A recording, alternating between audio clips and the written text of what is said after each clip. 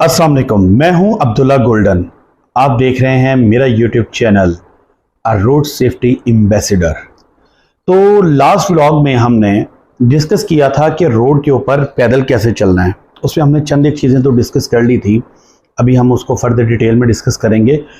तो स्टार्ट करते हैं आज का व्लॉग और उसमें देखते हैं कि हमें रोड के ऊपर कैसे चलना है। पहले लास्ट व्लॉग में हमने डिस्कस किया था कि एक तो सड़क के दाईं जानिब चलना है और रोड को क्रॉस कैसे करना है, इन सारी चीज़ों के ऊपर हमारी बात हुई थी। अच्छा, और कौन सी चीज़ें ज़रूरी हैं उनको आज हम डिस्कस करेंगे। अच्छा, इसमें ये है कि पहला पॉइंट तो इसमें ये आएगा कि जब आप रोड के ऊपर ट्रैवल कर रहे हैं तो कोशिश करें कि रोशनी के औकात में सफ़र करें। अगर रात के टाइम में सफ़र करना मकसूद हो तो कोई भी रिफ्लेक्टिंग जैकेट या लाइट कलर वाले कपड़ों का इस्तेमाल करें ताकि आप ज़्यादा से ज़्यादा विजिबल रहें और दूसरों को नज़र आ सकें। ये इंतहाई ज़रूरी चीज़ है।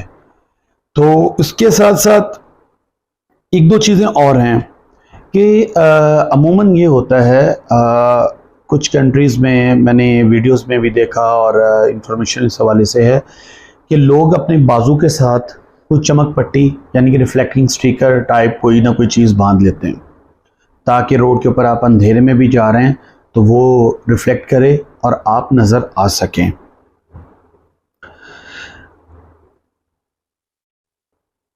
अच्छा, अभी इसमें जो सबसे बड़ी और सबसे इंपॉर्टेंट चीज़ है, ये हमने डिस्कस किया था बड़ों का। अब बच्चों के मामले में, अच्छा, बच्चों को आपने रोड के ऊपर कैसे लेके चलना है और रोड के ऊपर बच्चों के चलने का क्या तरीकाकार होगा। पहली तो बात यह है कि अकेले बच्चों को हाईवे पे या मेन रोड के ऊपर मत जाने दें।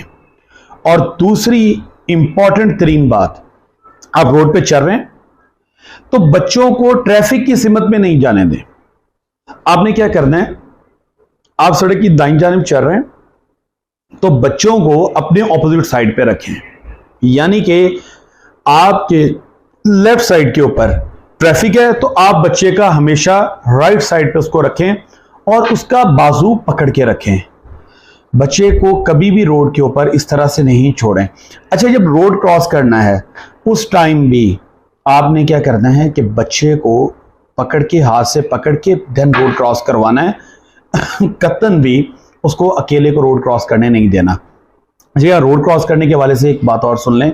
मैं लास्ट व्लॉग में मैंने आपको बताया था कि आपने जो है ऐसी क्रॉसिंग्स का इस्तेमाल करना है जैसे कि जेब्रा क्रॉसिंग हैं शहर में या पेलिकन क्रॉसिंग हैं। पेलिकन क्रॉसिंग क्या है इसके ऊपर भी मैं आपको बताऊंगा डिटेल से। इसके साथ साथ जो है स्टील ब्रिज हैं, अंडर पासेस हैं, उनको इस्तेमाल करें। अच्छा, अगर कहीं ये सारी चीज़ें नहीं हैं देन हमने क्या करना है, फिर हमने क्या करना है कि रोड के ऊपर आपने रुकना है। उसका एक रूल है, पहले आपने स्टॉप, लुक एंड लिसन, रुकें, देखें, सुने और फिर रोड क्रॉस करें। अच्छा, इसमें यह है कि सुने क्यों है, स्टॉप का आ गया, समझ आ गया कि स्टॉप होना है, देखने का भी समझ आ गया कि दोनों जानब देखा फिर रोड क्रॉस किया, ये भी समझ आ गया। लिसन क्यों है, बाज़-औक़ात ऐसी जगह होती है कि रोड के ऊपर आप सफ़र कर रहे हैं तो वहाँ कर्व होता है या मोड़ होता है, अंधा मोड़ होता है या कोई गली की ऐसी आप नुक्कड़ पे हैं। तो लिसन इसीलिए है कि सबसे पहले आप गौर से देखें किसी गाड़ी का कोई शोर नज़र तो नहीं आ रहा, कोई हॉर्न तो नहीं दे रहा। अगर आपको शोर वगैरह नहीं सुनाई दे रहा देन आपने रोड को क्रॉस करना है। अच्छा, इसके साथ साथ मैंने लास्ट व्लॉग में भी कहा था, ये बड़ा इंपॉर्टेंट पॉइंट है कि मोटरवेज के ऊपर पैदल चलना ममनू है, सख्ती से मना है। आप कभी भी मोटरवेज के ऊपर पैदल नहीं चल सकते। अच्छा, अब जो इम्पोर्टेंट यहाँ एक और टॉपिक है कि सड़क पार कैसे की जाए, उसके ऊपर हम बात कर रहे हैं। तो इसमें यह है कि जो 10 साल या उससे कम एज के बच्चे होते हैं वो गाड़ी की रफ्तार को जज नहीं कर सकते। उनकी एबिलिटी इतनी नहीं होती कि वो दूर से आने वाली गाड़ी की रफ्तार को जज कर सकें और वो उसको देख के कि उसकी रफ्तार कितनी है और वो रोड पार कर सकें। तो उसमें ये वालिदैन का ज़िम्मेदारी है कि जब तक वो 10 साल की एज को नहीं पहुंच जाते उनको अकेले कभी भी रोड पार मत करने दें।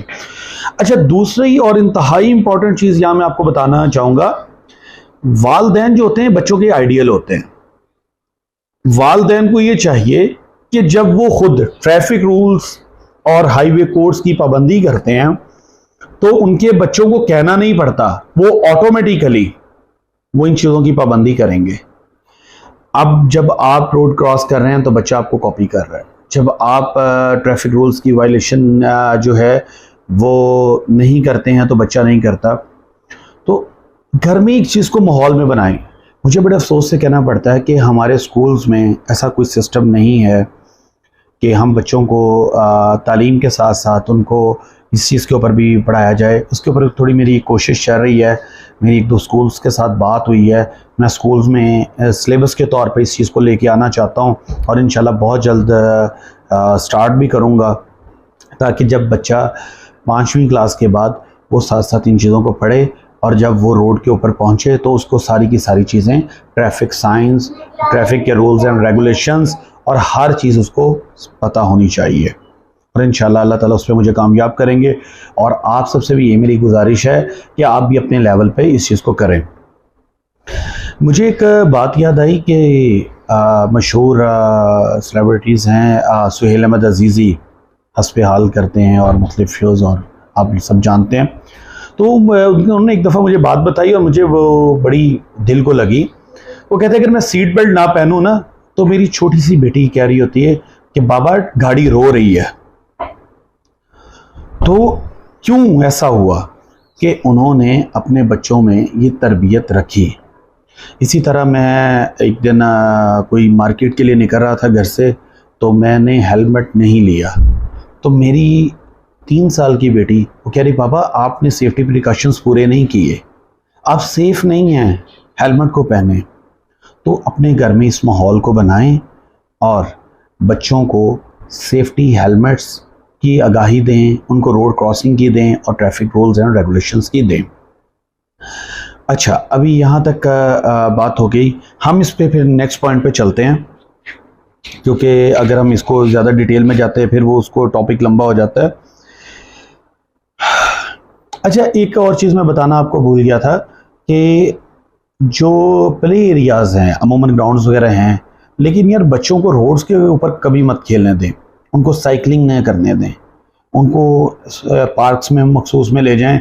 ये ऐसी जगहों पे जो रोड बिजी नहीं है, जिस सोसाइटीज़ के रोड्स हैं वहाँ पर वो साइकिलिंग करें, लेकिन अपनी निगरानी में करवाएं।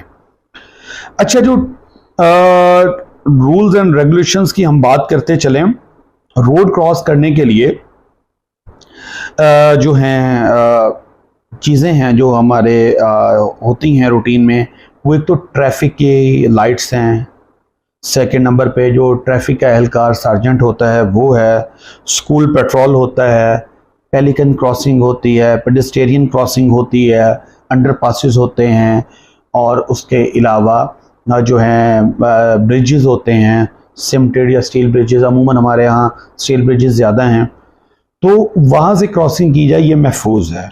अच्छा, जहाँ हम बात कर रहे थे कि रोड के ऊपर ये चीज़ें मौजूद हैं पैदल चलने के लिए, वहाँ मैं एक चीज़ आपको और क्लियर करता चलूँ कि जहाँ पर सड़क के किनारे फुटपाथ है तो हमेशा फुटपाथ पे चलना है, रोड पे नहीं चलना है।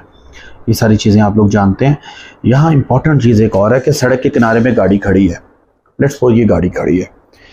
अब होता ये है, ये अमूमन होता है और इस पर एक्सीडेंट्स बहुत ज़्यादा होते हैं कि आपने गाड़ी की अगली साइड से क्रॉस किया। अब गाड़ी से अगली साइड क्रॉस करने के 2 नुकसान हैं। पहला ये है कि वो जो गाड़ी वाला आ रहा है उसको आप विजिबल ही नहीं, आप क्योंकि गाड़ी के अंदर आगे छुपे और यकदम आगे आए, एक्सीडेंट हो सकता है।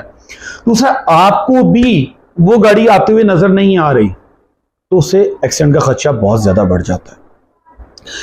तो बहुत शुक्रिया, आप लोग मेरे ब्लॉग को देखते रहिए।